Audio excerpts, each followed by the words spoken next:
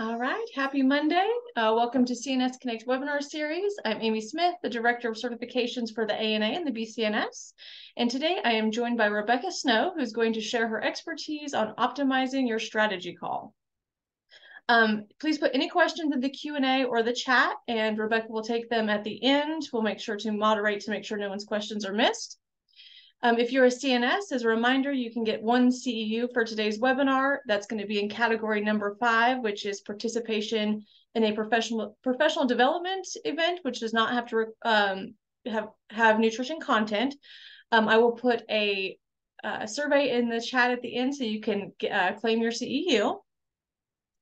So let me introduce our speaker today. So Rebecca Snow is a mentor, nutritionist, herbalist, and educator, and she has been practicing clinical nutrition and herbalism for 18 years. In addition to consulting with individuals about nutrition, health, dietary, and herbal supplements, Rebecca runs a mentorship program called the Nutrition and Herbal Collective.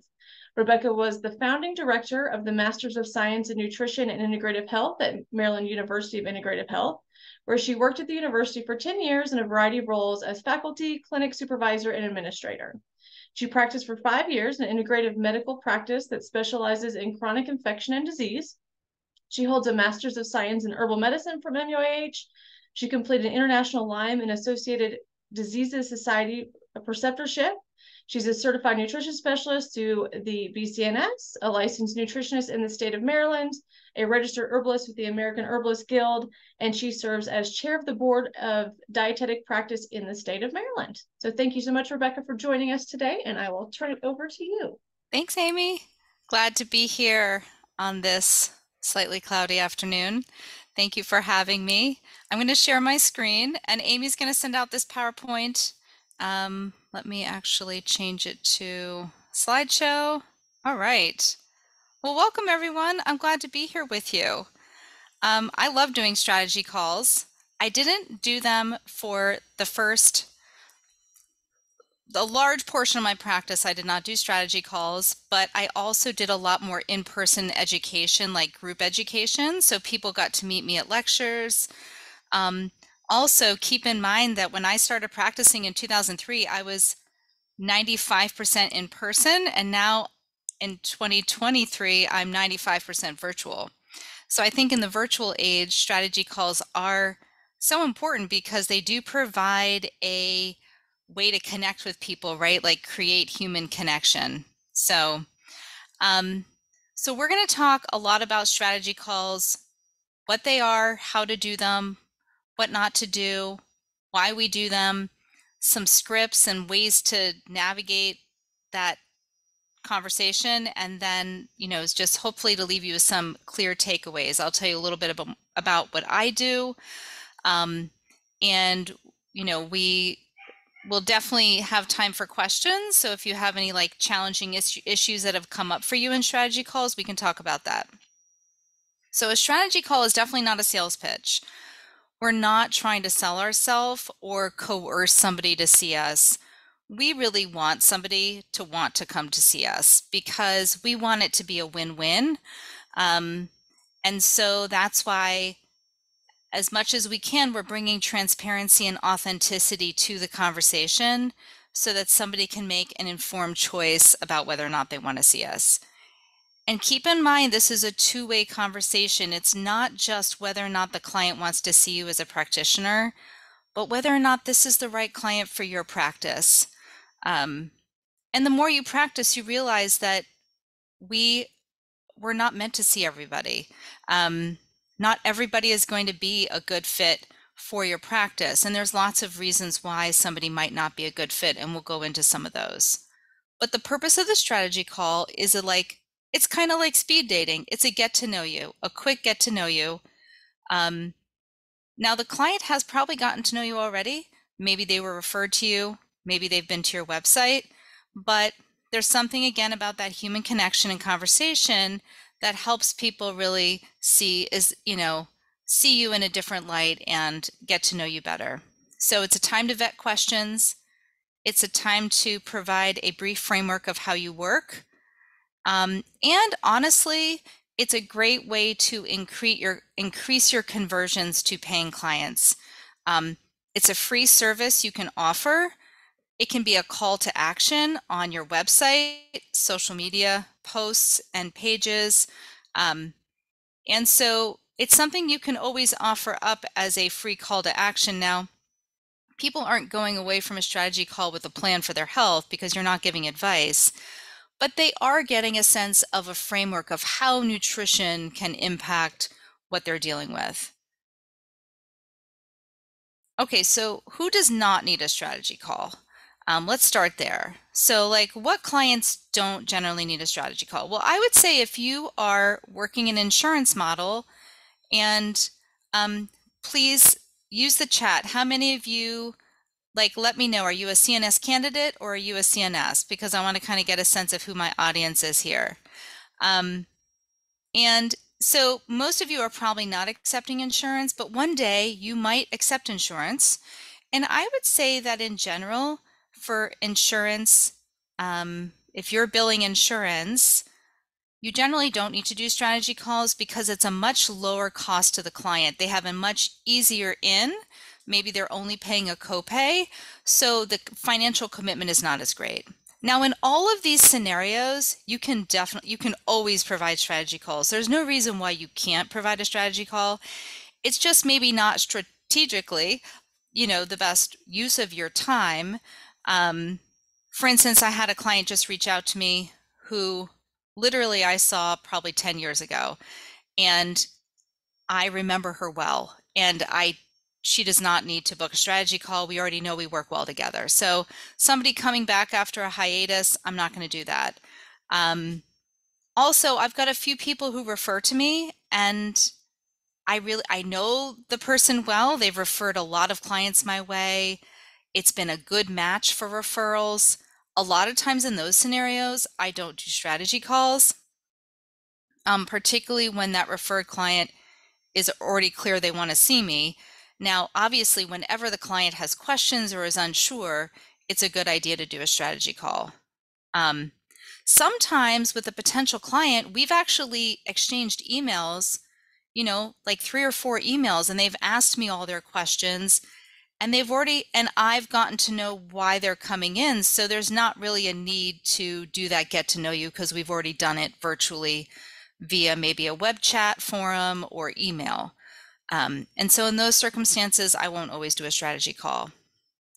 Maybe they already had a strategy call and they want to book a second one. In general, if somebody's had a strategy call, they don't really generally need a second one.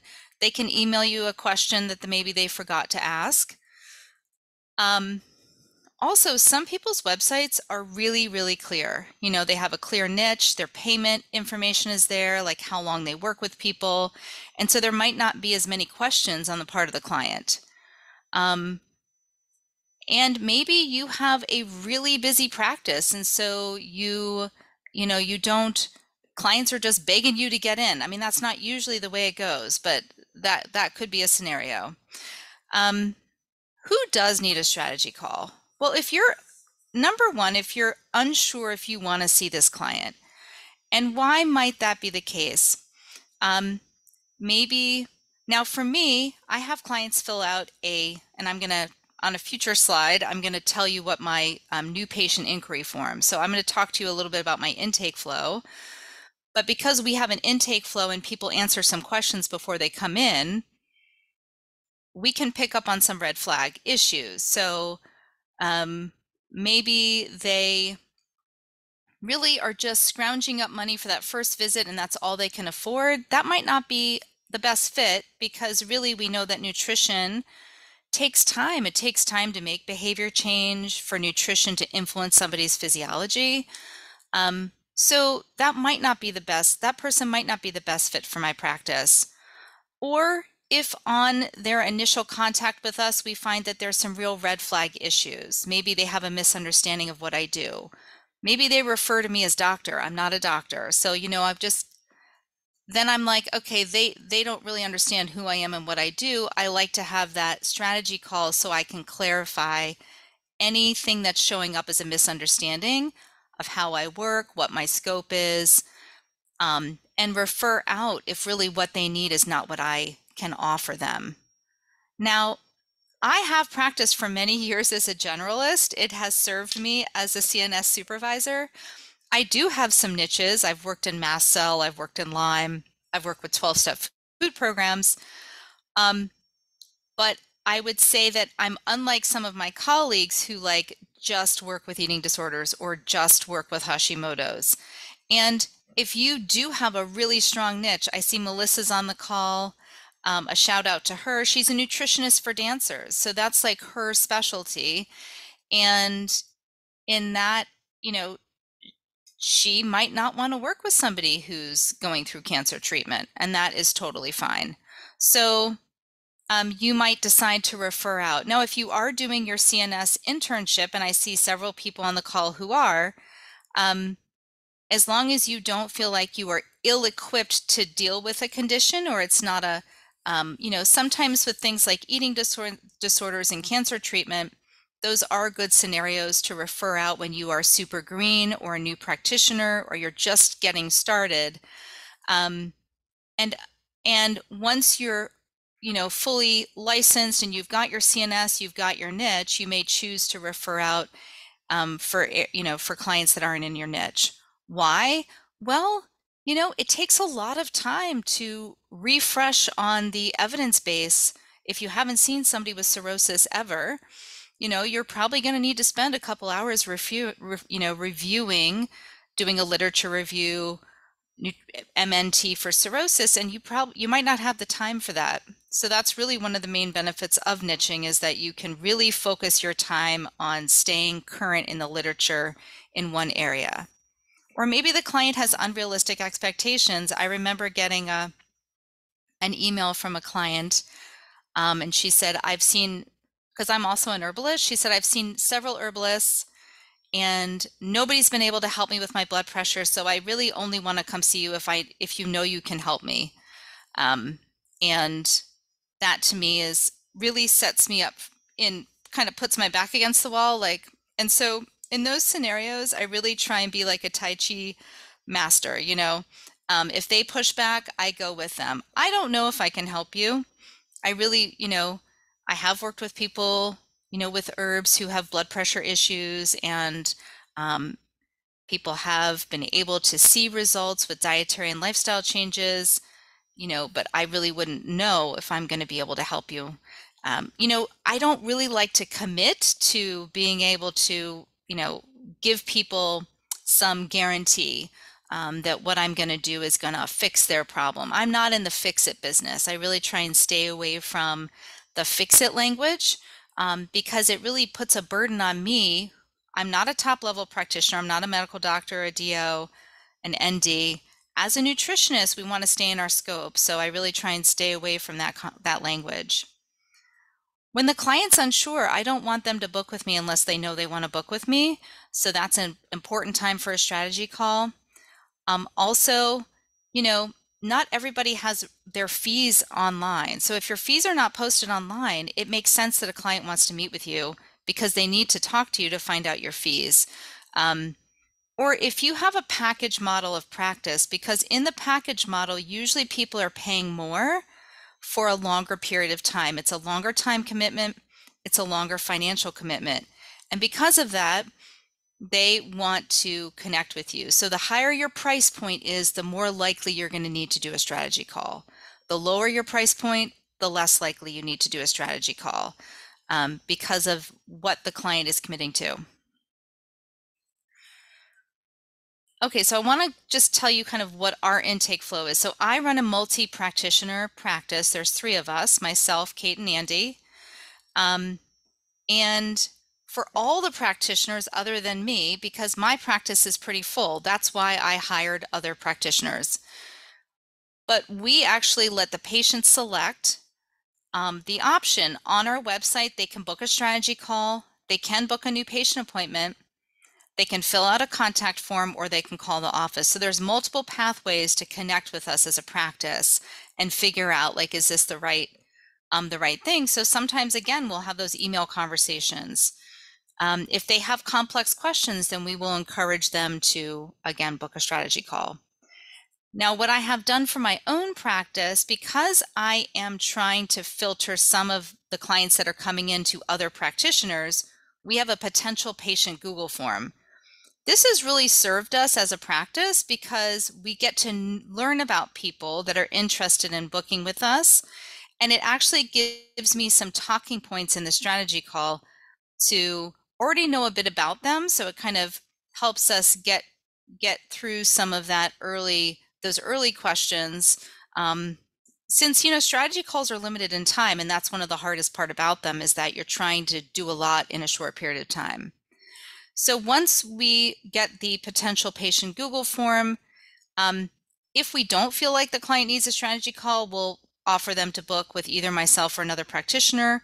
Or if we feel like they do need a strategy call, then we will book that. Let me tell you, these are the questions that we ask on our new patient inquiry form. It's a Google form, so we collect all the answers in Google. Very seldomly do people have trouble with this. I know some people are tech challenged, but this has generally worked pretty well. We get their contact info, their state of residence, because that's a question. Can I see them based on their location?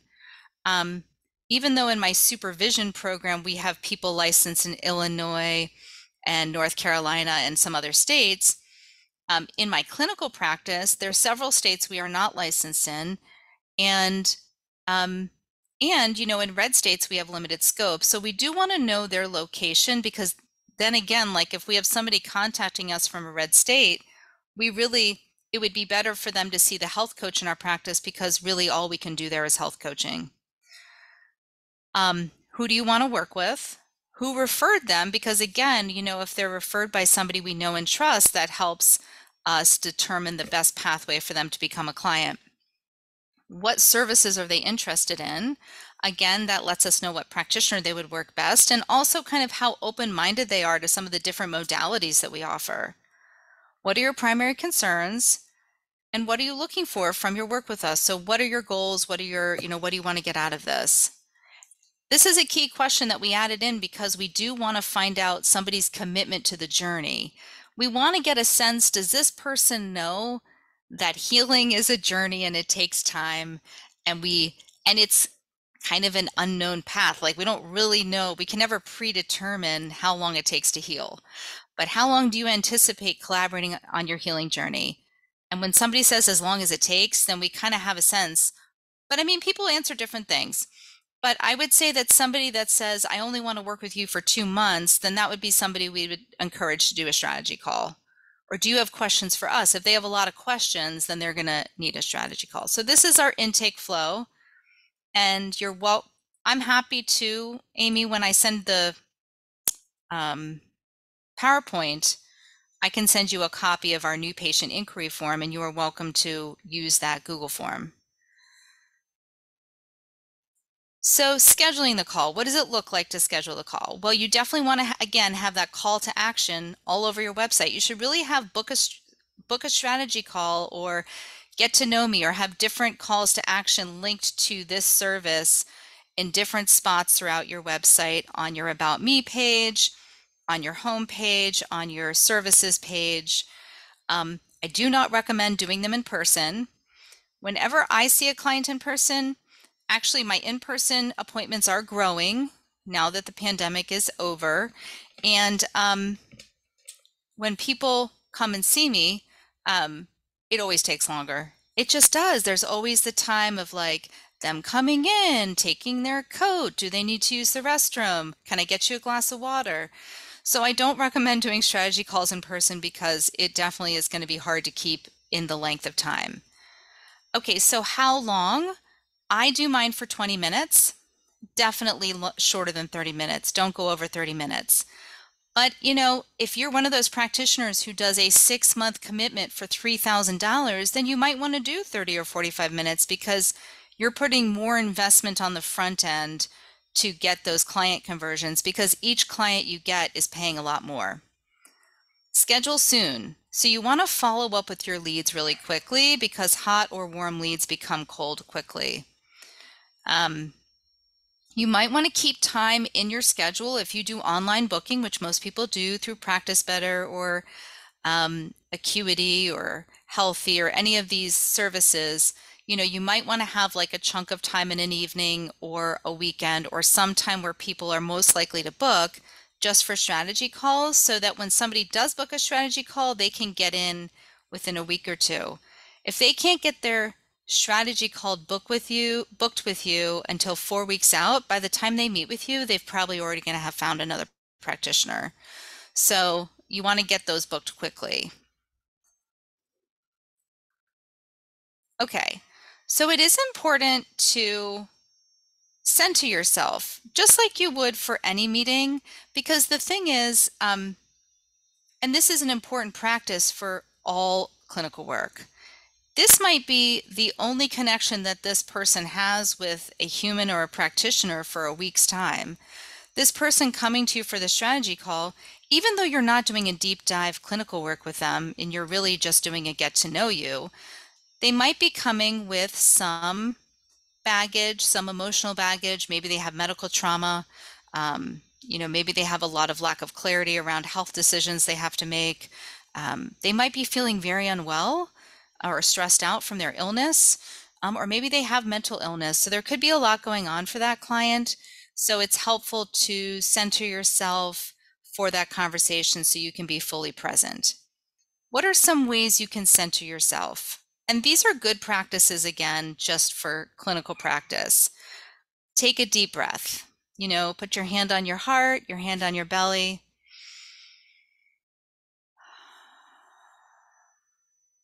And just take that moment to pause for presence, because you also might be carrying some baggage. And I know for me, if I don't get into a place of clarity and connectedness for these clinical encounters, I might be lacking some patience on a given day because maybe I didn't get enough sleep, and that might impact my ability to be fully present. I also like to create an office threshold, right? Because I have a home office, probably most of you do too. So like when we come into the office and then we go back out into our home, is to create some like shift, whether it's just a physical change or maybe there's some music you play, to kind of shift your focus to your clinical work. I do like to use the Serenity Prayer a lot. One of my favorite lines is "Bless them, help me," particularly when I have like a challenging client or patient or a challenging conversation. Bless them, help me. I also use hydrosols. I've got my little like hydrosols over here, so I'll spray myself with the hydrosol, or I'll light a candle. I've got like a nice candle here. I don't know if you can hear my dogs barking or not. And or just do something like that. Also hold space. So even though we are not doing like a deep dive clinical again with this client, we do want to be a good listener. And remember, listening, we listen with our eyes, our presence, and our ears. So we want to be fully present. Because honestly, I feel like one of the best ways that I've converted clients through my strategy calls is listening to them and reflecting back and summarizing what I hear and affirming that we can do good work together. That's basically the crux of what I do in a strategy call. I mean, there's a lot in this presentation, but if I get to the heart of the matter, I think that my ability, like that, connecting with them, hearing what they say, reflecting back what I hear, the key pieces of what I hear, and of course, not everybody can I help, but if I do think that I can work with them and help them, then I affirm that I would be happy to work with them. And I do think we can do good work together. And I give them a framework of what that might look like. So how do you lead a strategy call? Number one, you're the leader. So you're leading the strategy call. You do want to, when you open up the conversation, you want to frame it out, because one of the challenges when you first start doing these is they can take forever. Or if somebody starts telling you their health history and they have a very complicated health history, you could end up on a call for 45 minutes and it might be hard to, stop them. So, hi, so-and-so, we've got 20 minutes. This is a time for us to get to know each other. You can tell me a little bit more about what you're looking for, and I'll tell you how I work as a nutritionist. So you frame it out and open it up. And the first thing you want to find out is, why are they coming to see you? What are they looking for? What are their goals in working together? There's a number of ways you can frame that question. And this is the open-ended question that starts off the strategy call, where you're learning a little bit about them.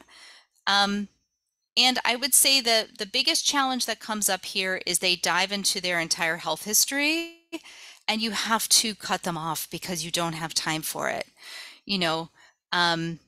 So one of the ways I do that is I'll say, I really want to hear about all of this background, but we actually don't have time to go into the full depth of it in this meeting. If we decide to move forward together, you can go through your full health history in our intake, and that's what that is for. This is more of a figuring out if we're a good match for nutrition consulting. So sometimes you do have to cut people off and provide clarity about what the time is for. Again, you summarize and reflect. So I'm hearing that you've been to 3 different nutritionists. They all recommended low FODMAP diets.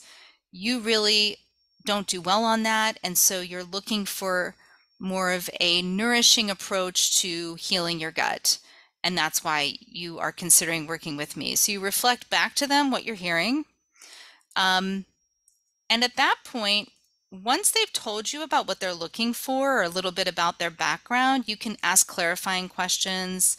Have you seen a nutritionist before? What have you already tried? Because if they have tried pretty much everything that you know about, it might be somebody who you feel like is not a good fit for you. So that's a good clarifying question. So you ask some clarifying questions.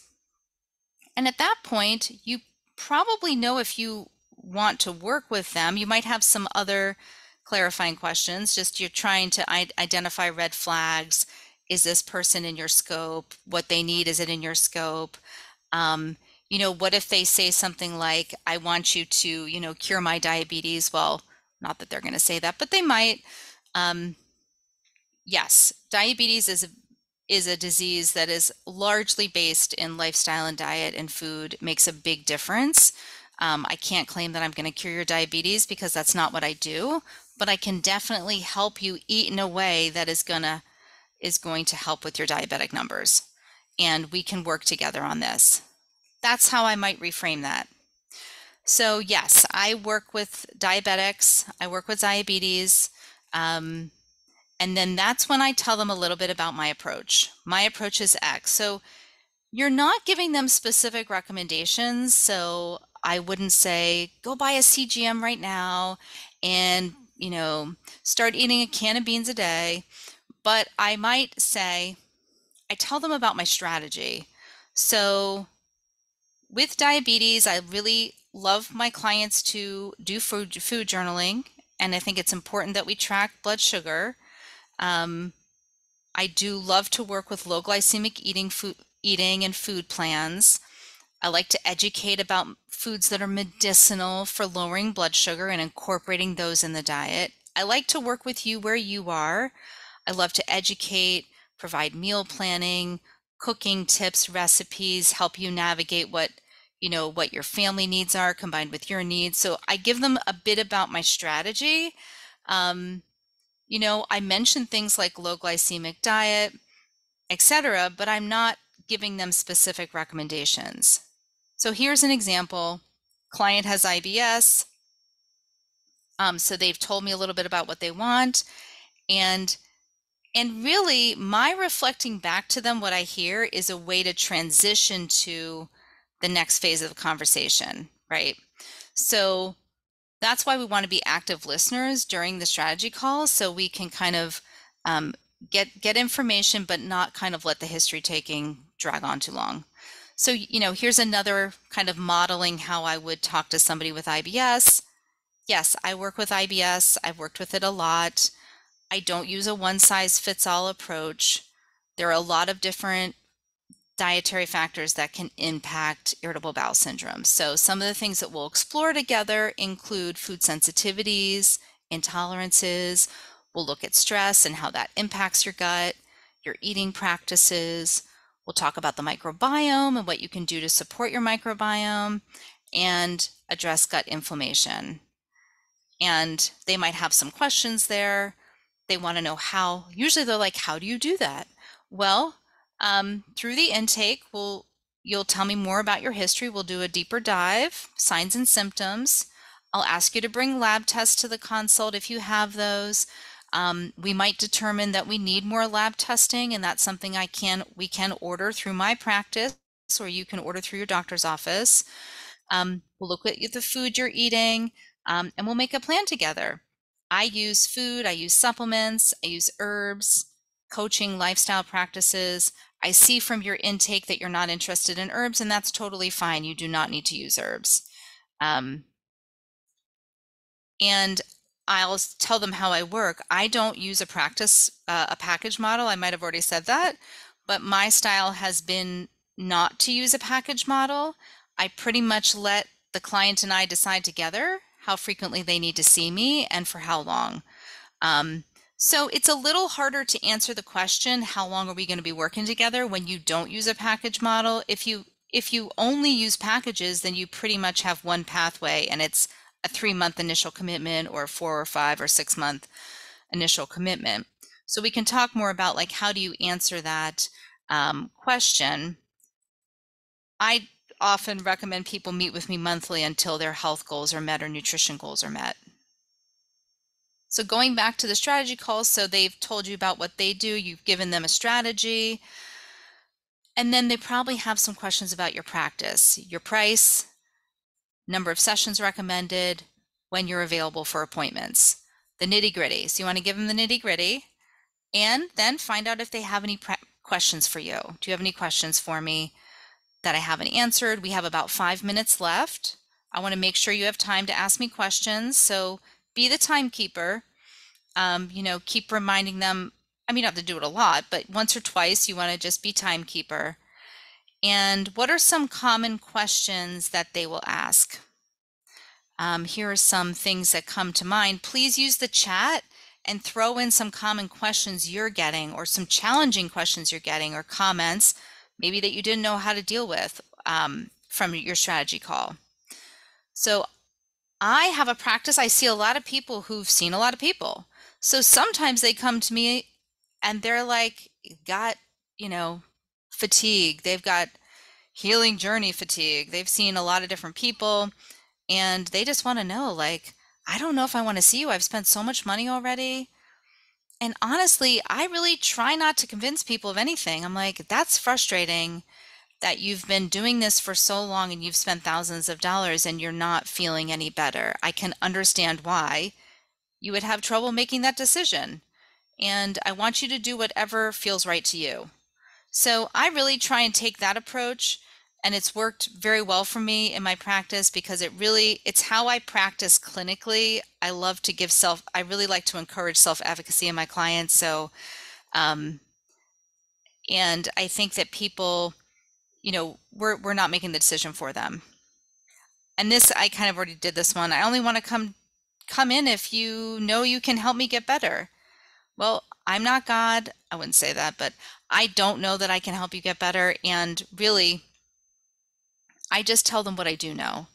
I've worked with a couple people who've had migraines. Several of them have figured out that there's been a food trigger. For some, it's been gluten. For some, it's been tyramine. High tyramine foods or high histamine foods.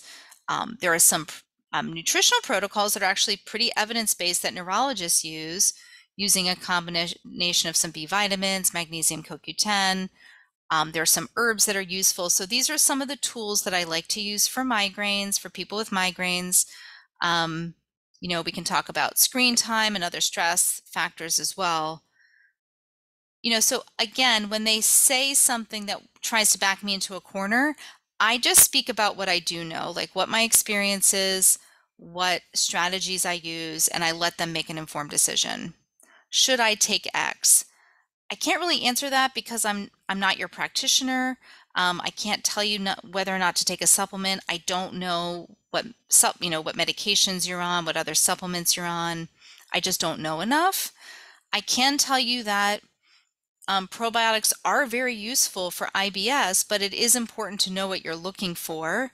Some people don't do well with high histamine probiotics. Some people don't do well with the FOS or inulin that's in probiotics if they have IBS. So probiotics can be very useful, but it's important for us to look at the specific type of probiotic.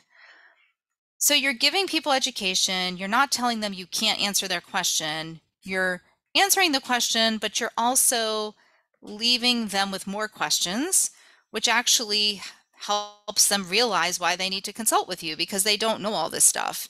How many visits will I need?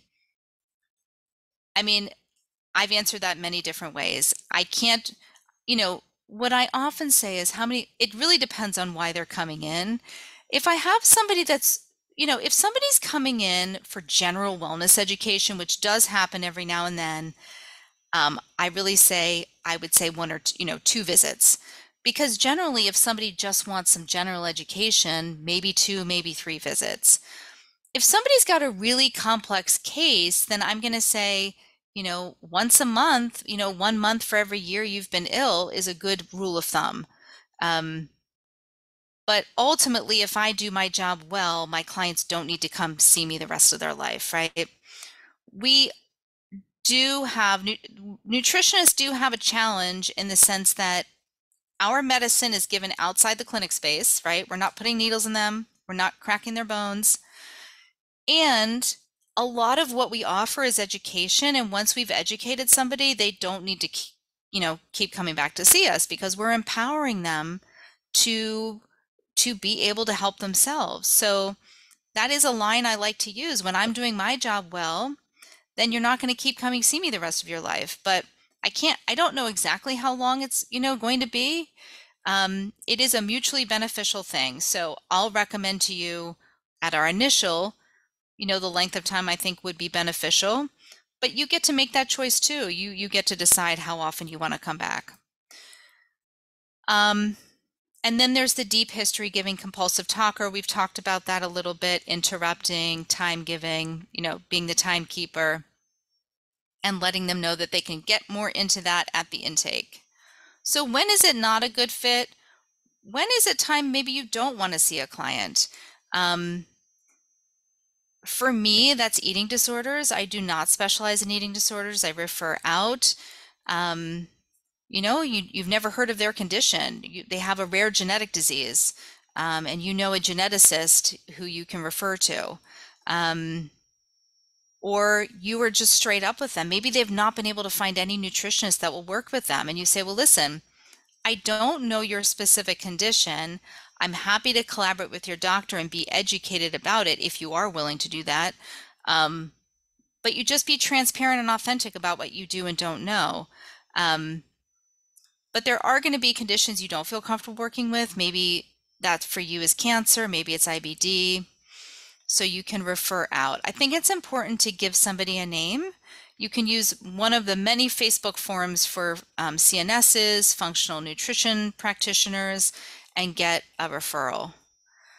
Maybe their expectations are unrealistic, so you clarify that you don't treat disease, that you can't cure cancer, and therefore it'd be better for them to see a functional medicine doctor who specializes in cancer. Or maybe you just don't get a good feeling in your gut. Definitely listen to your intuition. I kind of have this feeling in my gut that I get sometimes where it just doesn't feel right. And I really have to listen to that because when I haven't listened to that, usually I regret it later. So, part of it is living in abundance mentality, that not giving up till the miracle happens because, building a clinical practice, it is a lot of hard work, sweat, blood, and tears. I know it. I've gone through it. And so sometimes we're scared to turn away people because we feel like, well, I don't have that many clients. Can I really afford to turn away this person? But I just say, listen to your intuition. Now, there is that confidence imposter syndrome piece, right? Where we just don't feel ready to see anyone. And that's a different conversation.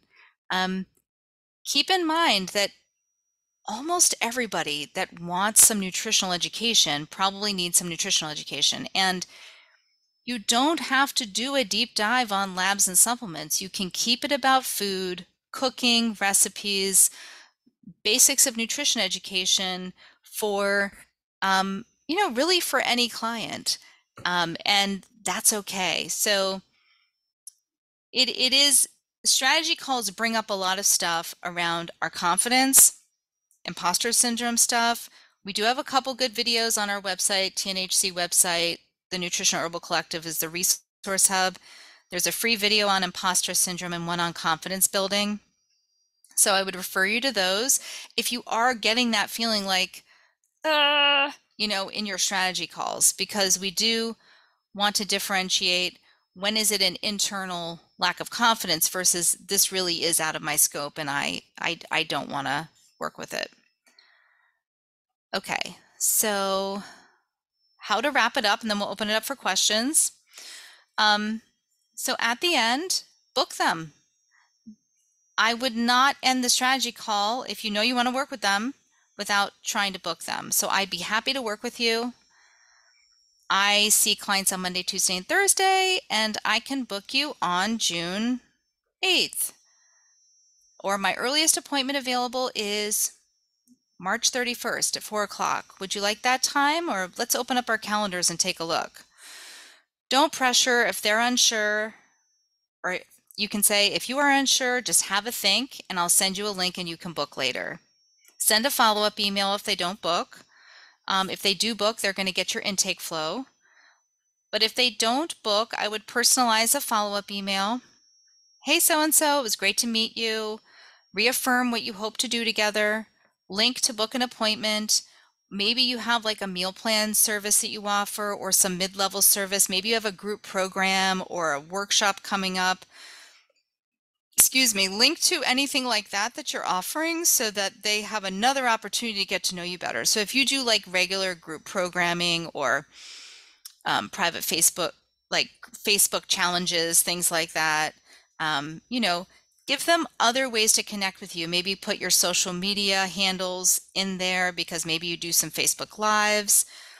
So sometimes when somebody's not ready to book, they kind of need a little bit more time to percolate. And there's a plant, mullein, for Bascom thapsus, and it's like when it throws its seeds into the wild, sometimes those seeds germinate in a month and sometimes they germinate like 10 years later. And I can say from personal experience that I've done strategy calls with people who've then booked with me 2 years later. So when somebody doesn't book with you, don't think it wasn't a successful strategy call. Just think you're like a plant throwing seeds out into the world. And sometimes those seeds germinate quickly and sometimes they take a long time to germinate. Okay, so let's see what we've got for questions here. Could you please talk about your views on posting your fees online? Sure. I post my fees online, and I just want people to be able to select in or select out based on what our fees are. I think there's different views on that. I mean, I think if you don't post your fees, that you will have less conversions in your strategy calls. But I think that if your clients are, listen to your clients. So if your clients often say to you, wow, your prices looked expensive at first, but now that I'm working with you, I see why you're charging what you do, right? So maybe your website isn't fully explaining the value of what you offer. So in that circumstance, it might be helpful to not post your fees online and really talk about it in the session, and maybe make your session a little on the longer side, maybe towards 30 minutes if you have higher price point. If you are very competitive with your price point, if you've done your market research, what is market research, by the way? Well, it's literally just Googling nutritionist in your niche or your area, socio-demographic, geographic area, or if you work on a national level in your niche, and seeing what they charge about approximately how many years experience do they have, so you can kind of compare them to where you are, and just getting that data and getting the average of what folks charge. If you're pretty on par with that market research, I don't see any reason why you wouldn't post your price. But if your price is really above the average cost, then it probably is a good idea to not post your fees online. Kiara said, do you initiate a new strategy call with a client cancels with no explanation? I do not.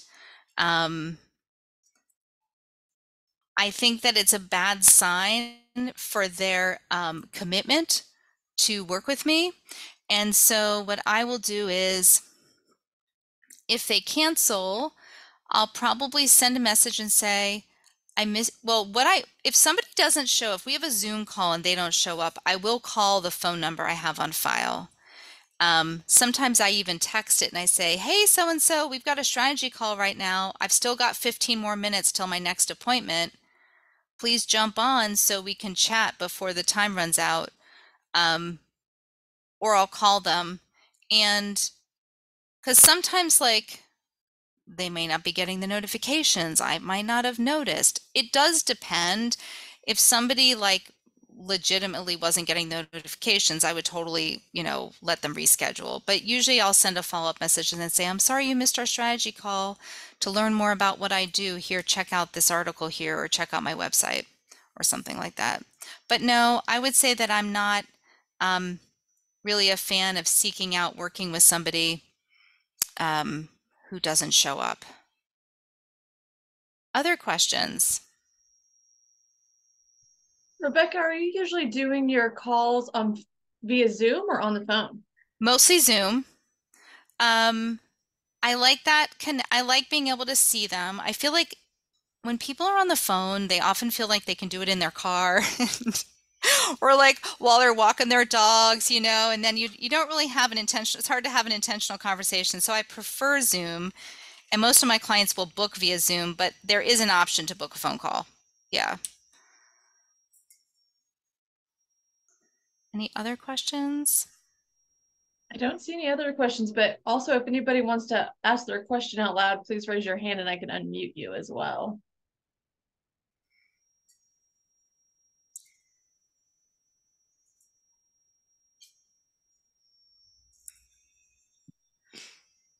And I will definitely we'll send out this PowerPoint. And if you all have a question you don't feel comfortable, you're welcome to email me. My email is rebecca@nutritionherbalcollective.com. I'll put it in the chat.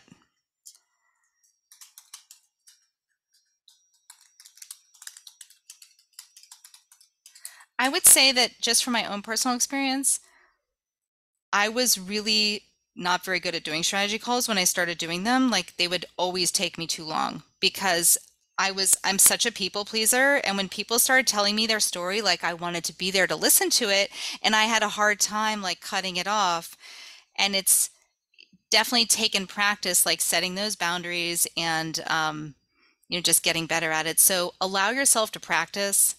And I mean, that's the root of being a practitioner, right? We're in practice. We're in practice with our skills in all these different areas, because as a clinical nutritionist, like, we have to wear all these different hats that we didn't think we were going to have to wear. And after your strategy call, just reflect on it. What went well? What didn't go well? What might I do differently next time? Yeah. Yeah, I think the biggest thing I hear is that people take too long, right? They're like 45 minutes and they're not sure how to cut people off and, feel bad for saying, okay, we're out of time. Yes, totally. Yvonne has a question. How do we initiate a strategy call without a website? Maybe just through social media. What would that look like? Yeah, so on Instagram, you can't post links in a post, but you can have a Linktree account, which is free. So you can have a link tree on your main page on Instagram, which then links to various services. So, and on Facebook, you can have links. So what's good to do on social media posts, if you have a social media page, the two that I mostly use are Instagram and Facebook, is to have a call to action at the end. So for instance, if your content bucket for posting is, nutrients that are beneficial in pregnancy, then your call, and you do a post on that, and then your call to action might be, if you want to learn more about how my one-on-one clinical or how meeting with me can help support you through your pregnancy, book a strategy call today. In Facebook, you can link. In Instagram, you would say, check out the Linktree link, and that's what you would point them to. So you can use social media. You can also have a strategy call link in your signature. So whenever you're emailing people, they see that there. Those are some ways. And then, of course, start building your newsletter.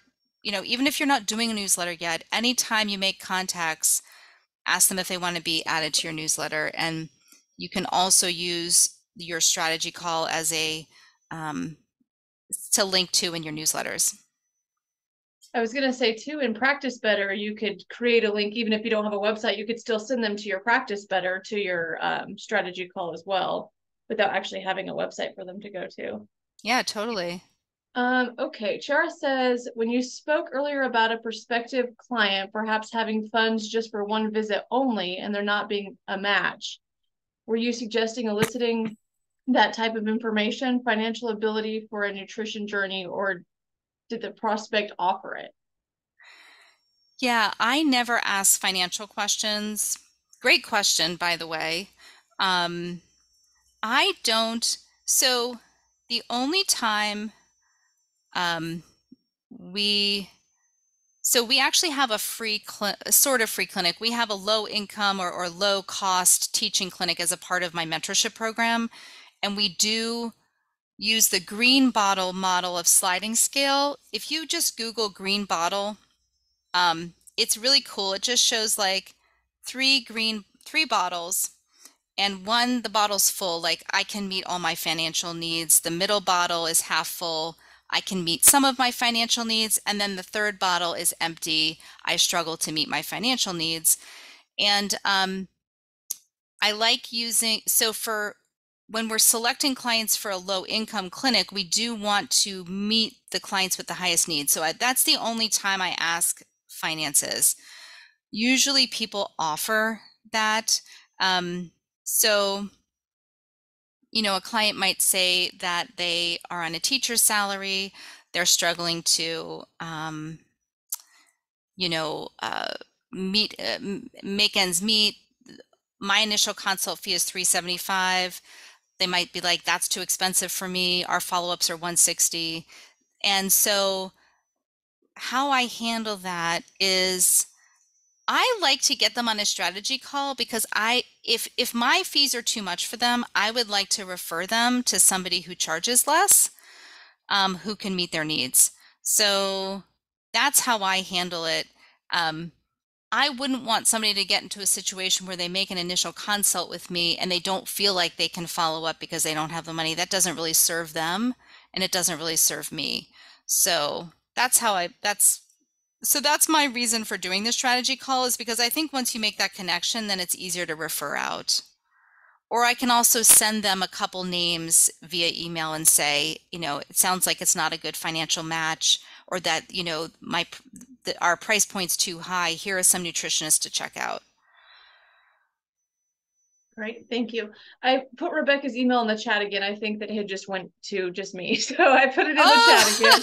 Thank you. And I put the CE survey and the link to our webinars coming up. So make sure everyone checks that out. And we have just a few more minutes if anybody has any more questions. You're welcome, Jennifer. Yeah. Thank you all for coming.